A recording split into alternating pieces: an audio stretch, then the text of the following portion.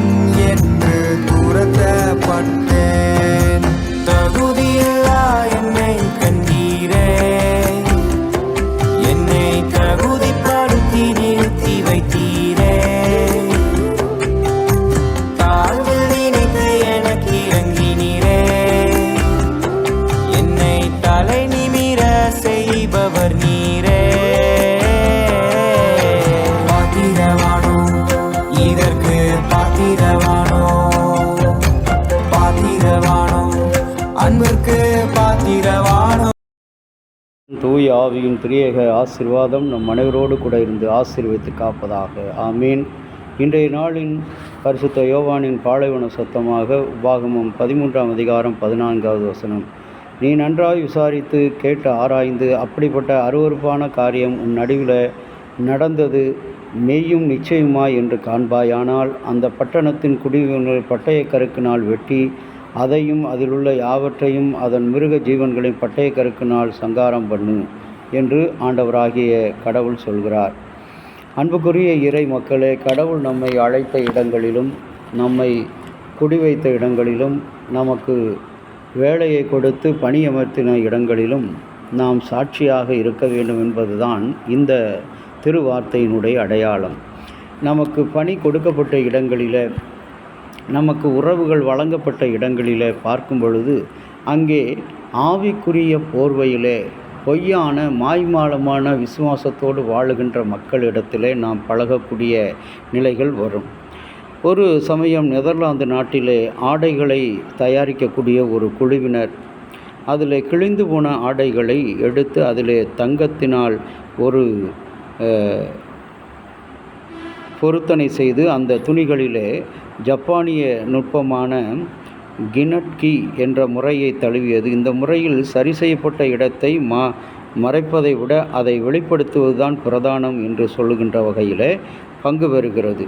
ஆகவே இந்த வழியில் கிழிந்த இடங்களில் முன்னிலைப்படுத்தப்படுகின்ற வேளைகளில் ஒருவேளை இதுதான் தன்னுடைய பலவீனம் என்று நினைத்து நாம் அதிலே மேன்மை பாராட்ட வேண்டும். அன்புக்குரிய இறை மக்களே, நம்முடைய உறவினர்கள் மத்தியிலும் கூட நம்முடைய மூதாதையர்கள் பழைய பழக்க வழக்கங்களிலும் இன்னும் பழைய கலாச்சாரங்களிலும் நாம் வாழ்ந்து கொண்டிருக்கிறோம். இன்றைக்கும் கூட பல மிஷினரிமார்கள் நம்முடைய இந்திய திருநாட்டில் வந்து அநேகருக்கு திருமுழுக்கு கொடுத்து அவர்களுக்கு வாக்குத்தத்தத்தை கொடுத்து வழங்கி கல்வியையும் கொடுத்து படிப்பறிவை கொடுத்து வேலை வாய்ப்பை கொடுத்து இன்றைக்கு உயர்ந்த நிலையில் வைத்திருக்கிறார்கள். இன்றைக்கு அவர்களுடைய வாழ்க்கையில் பார்க்கும்போது அவர்கள் கடவுளை விட்டு தற்காலிகமாக அவர்கள் கடவுளுக்கென்று தங்களை அர்ப்பணிக்கின்ற வாழ்வு ஒரு தற்காலிக நிகழ்வு போல நடந்து அவர்கள் திருமணமாகி மனைவி ஒரு வேற்று சமயத்தை சார்ந்தவளாக, பிள்ளைகள் வேற்று சமயத்தை சார்ந்தவளாக வாழ்ந்து கொண்டிருக்கிறார்கள். ஆனால் பெயரோ கிறிஸ்தவர்கள் என்ற பெயரை வைத்திருக்கிறார்கள். நாங்கள் தென்னிந்திய திருச்சபை சார்ந்தவர்கள் என்றும் நாங்கள் தமிழ் சுவிசேஷ லுத்தரன் திருச்சபையை சார்ந்தவர்கள் என்றும் பெயர்களிலே தங்களை அழைத்து கொள்கிற இறை மக்களை பார்க்கிறோம். அப்படி நீ நன்றாய் விசாரித்து தீமையான காரியம் தோன்றுகிறது என்று சொன்னால் நீ அவைகளை பட்டய கருக்கினால் வெட்டி போடு என்று ஆண்டவராகிய கடவுள் சொல்கிறார்.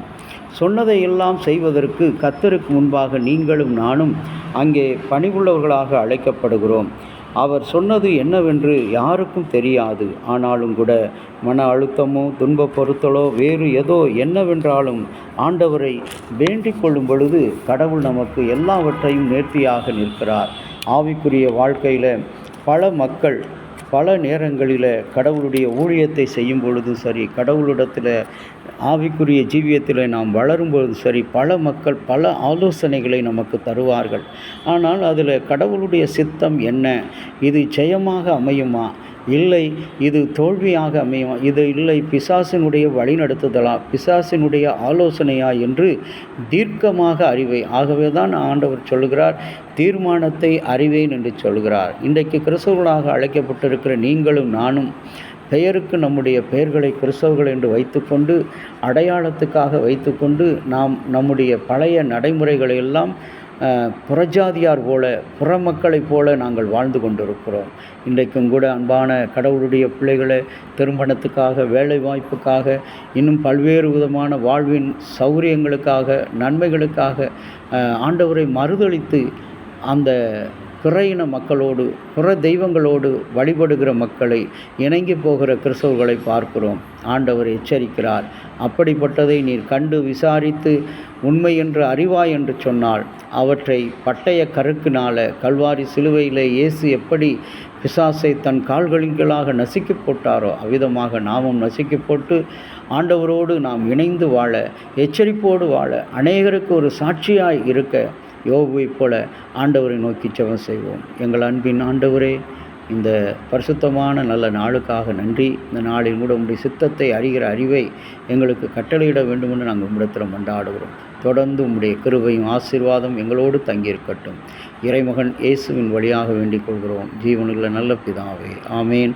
தந்தையாகிய கடவுளின் அன்பும் மைந்தராகிய இயேசுனுடைய அருளும் பரிசுத்த ஆவியினுடைய நல்ல உரம் பாதுகாப்பும் உங்கள் அனைவரோடு கூட இன்றும் என்றும் சதா காலமும் கூட இருந்து ஆசீர்வதித்து காப்பதாக. ஆமென்.